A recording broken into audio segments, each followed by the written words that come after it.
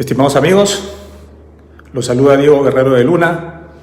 En esta oportunidad me invitaron los organizadores para poderles dictar una charla, una ponencia acerca un poco de la coyuntura que está pasando por este momento el HVAC, una mirada tanto general, digamos un poco latinoamericana, como también una mirada coyuntural a nivel económico y a nivel mundial, ¿no? Todo lo que nos impacta.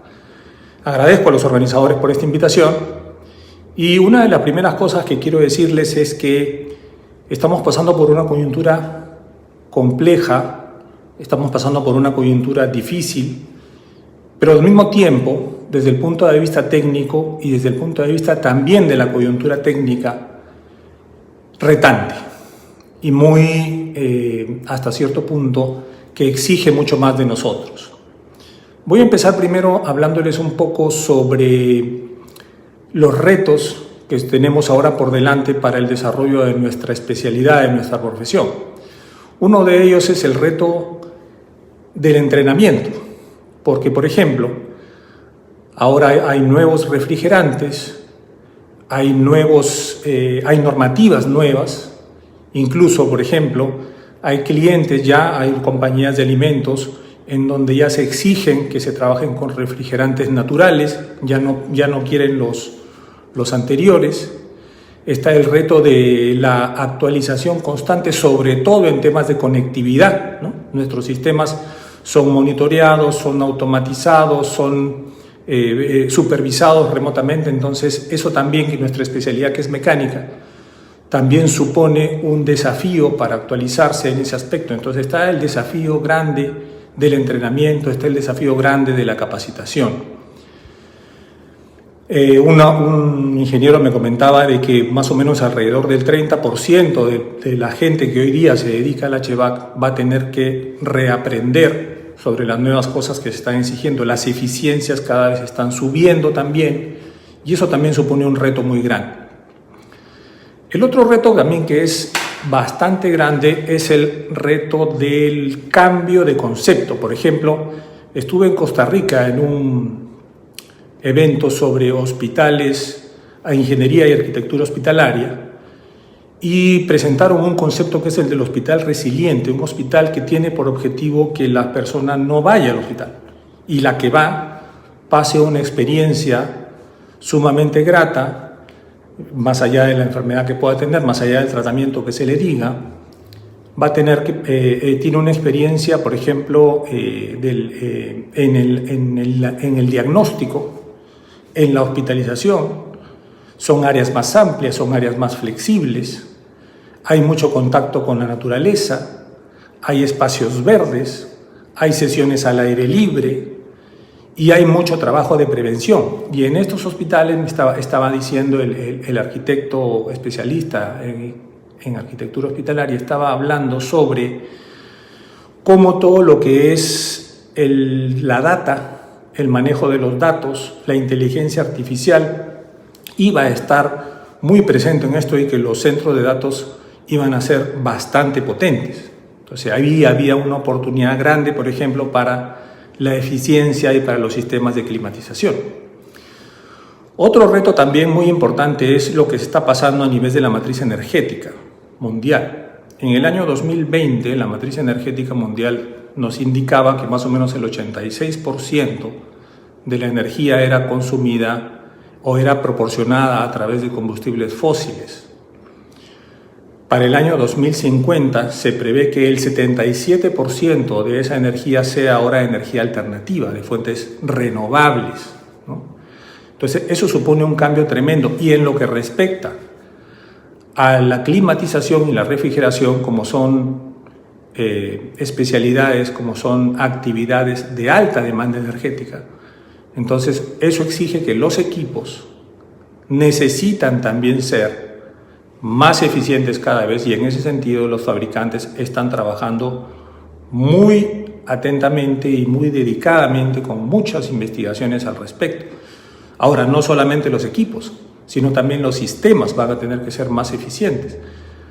Desde hace algún tiempo atrás, por ejemplo, los tableros de optimización de control de planta de agua helada están siendo casi ya un estándar en la industria.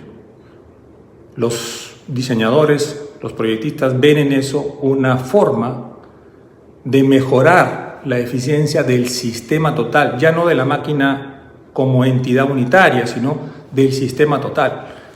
Estuve también en México en una ponencia de un ingeniero que hablaba sobre el factor de performance o el factor de desempeño de la planta, ¿no? El SCOP, ¿no? Entonces, ¿qué significa eso? Que incluso antes de instalar, durante la etapa de la venta, durante la etapa de la concepción del sistema, ya se utiliza software para ver el desempeño de la planta, ¿no? Cuando se alimenta al software de data que proviene del IPLB de los chillers, el desempeño de las bombas, las torres y la lógica de control, que incluso ya existen estándares para esos sistemas de control y optimización de planta de agua fría. También en los sistemas BRB,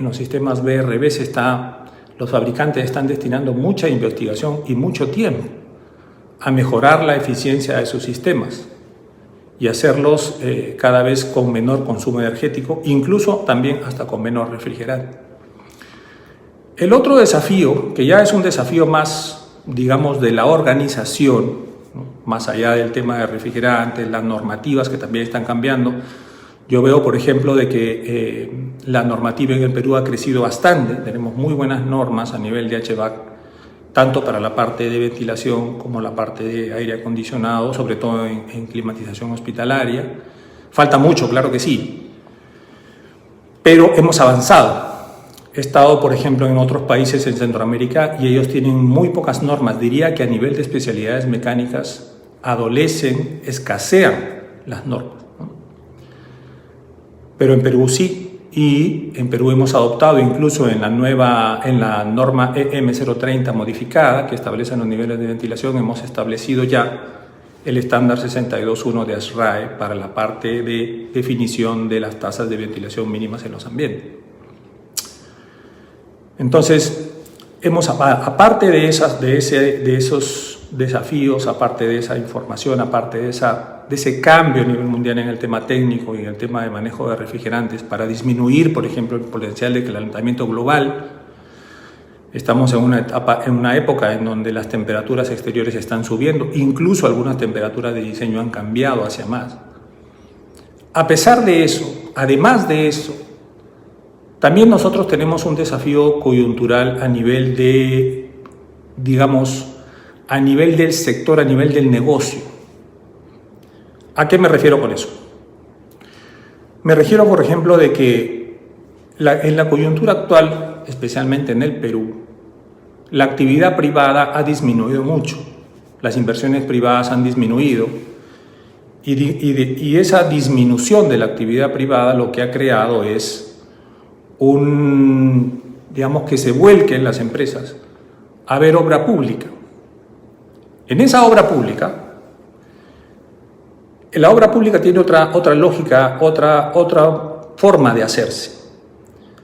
Entonces, en la obra pública se requiere también una organización distinta y una comprensión por parte de los usuarios, por parte de las entidades convocantes y por parte de la empresa, de una comprensión de lo que está sucediendo para que la obra se lleve a cabo. Entonces, eso supone también, debido a los problemas que hemos tenido a nivel del sector construcción, supone también una necesidad financiera. Entonces, ese es un reto muy importante. ¿Cómo encontramos caminos distintos para financiar las obras y, por tanto, trasladar asimismo hacia los subcontratistas también las formas de pago convenientes, unos términos y condiciones del desarrollo de la obra que sean convenientes para ambas partes, no solamente para uno, ¿no? El hecho de que haya habido tanta corrupción en el sector construcción ha hecho que haya mucha desconfianza de las entidades financieras y que surjan algunas alternativas distintas para el financiamiento, por ejemplo, como el fideicomiso, que en un primer momento era un fideicomiso para adelantos de obra, pero hoy día ya se está extendiendo el fideicomiso, esta figura de tener un tercero que custodie y supervise el dinero de la obra, ¿no? Ya se está extendiendo no solamente a los adelantos, como decía, sino también se está extendiendo a las garantías de fiel cumplimiento. Eso es un avance, porque se necesitan hacer las obras y, como ustedes comprenderán, se necesitan también unas garantías o formas distintas del financiamiento, ¿no? Otro desafío también es el desafío de la flexibilidad. ¿A qué me refiero con eso? Al disminuir el mercado a nivel Latinoamérica, al ser un mercado un poco más difícil para el tema de las inversiones, la obra pública es un sector en donde se va a atacar. Y esa obra pública requiere que la organización sea una organización flexible, porque no van a haber tantos proyectos como antes. Entonces la organización requiere, tanto a nivel logístico, a nivel operativo, tener el tamaño necesario y suficiente y tener un gobierno, ¿no?, de tal forma que la gerencia del proyecto pueda avanzar, pero pueda avanzar con las garantías necesarias de que pueda tener el flujo financiero y el flujo de caja necesario para poder hacer la obra. Eso es un gran desafío que lo he encontrado en diversas empresas del sector.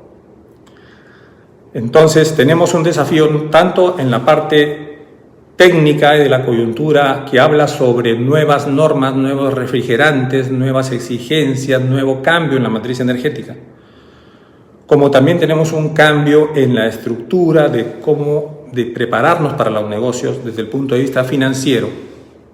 Se vendrán seguramente más fusiones, más merging, ¿no?, más M&A, como le llaman los americanos. Se vendrán más cosas de ese tipo para poder garantizar que la empresa tenga la solvencia suficiente para poder realizar las obras. Yo recuerdo que en el Perú había el tener adelanto para una obra era una cosa normal, y un ingeniero español que llegó al Perú me decía, bueno, aquí piden adelantos, es una bendición, porque allá en España hace mucho tiempo que ya no se piden adelantos para iniciar las obras, y los pagos son a 120, 180 días.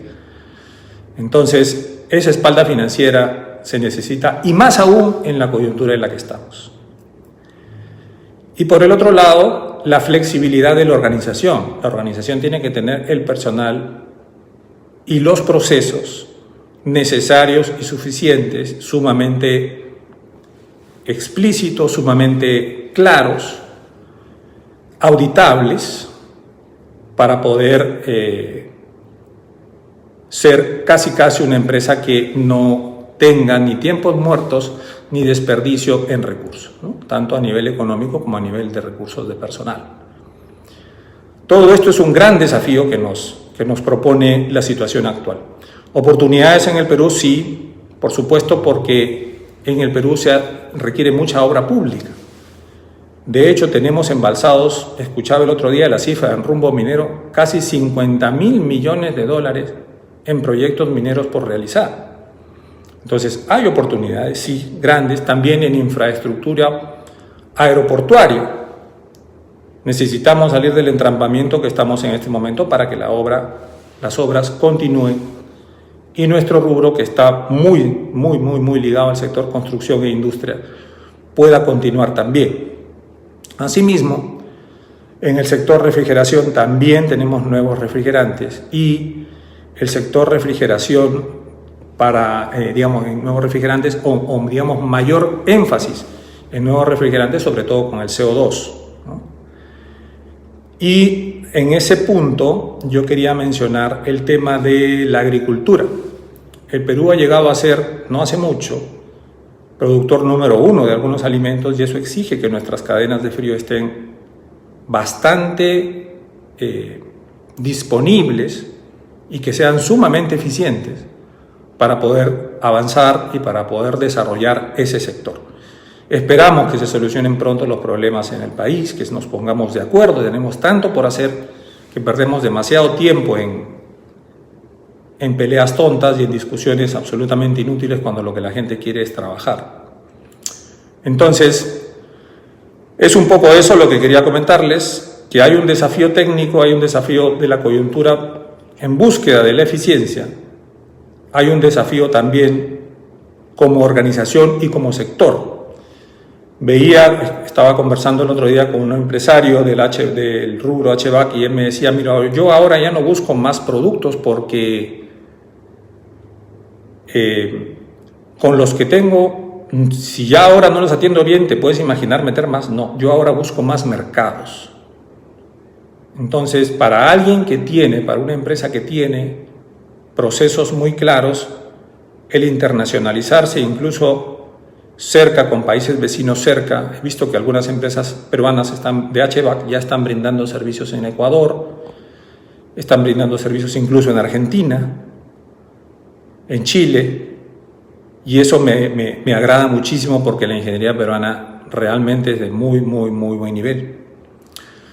Entonces, el desafío de la actualización, el desafío de los nuevos conceptos, como los edificios resilientes, el desafío de la organización flexible, el desafío del financiamiento.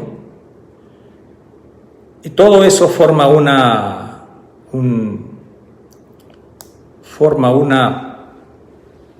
idea distinta, o nos lleva a una idea distinta de organización.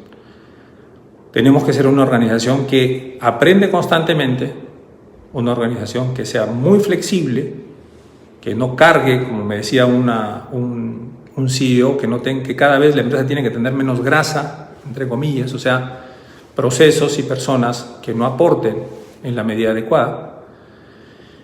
Y también, y no menos importante, digamos, como parte del desafío técnico, es que hoy en día muchos de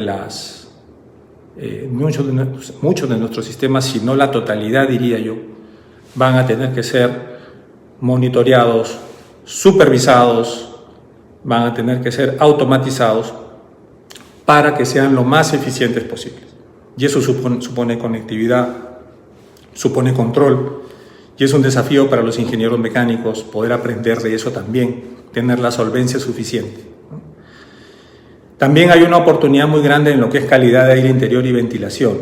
Y ahí hay un caso interesante que me llegó de Chile, en donde me comentaba esta empresa de que estaban haciendo un sistema de monitoreo de calidad de aire interior en base al nivel de CO2 y a una medición, a un monitoreo si estaban funcionando o no unos ionizadores. ¿Y eso por qué?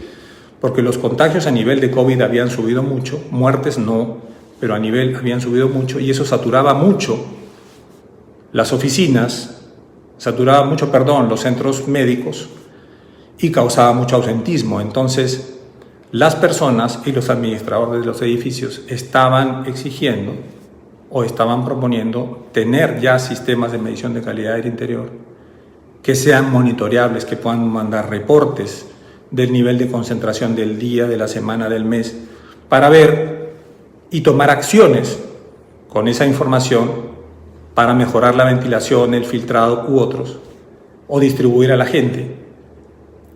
Y de esa manera no tener tanto ausentismo y no saturar los centros médicos, ¿no? Fue un caso bien interesante que me tocó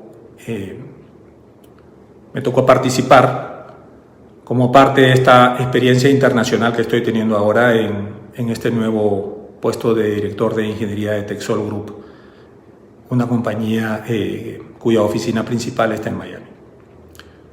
Entonces, esas son un poco las reflexiones que quería hacerles.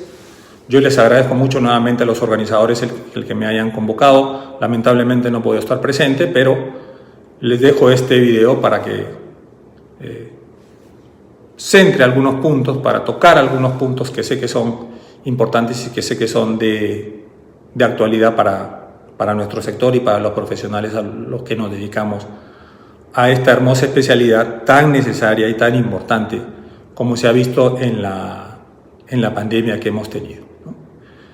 Entonces nada, los animo a continuar con el evento. Muchísimas gracias por haberme permitido estos minutos y les dejo esas reflexiones para que ustedes puedan analizarlas un poquito más. Muchísimas gracias. Gracias.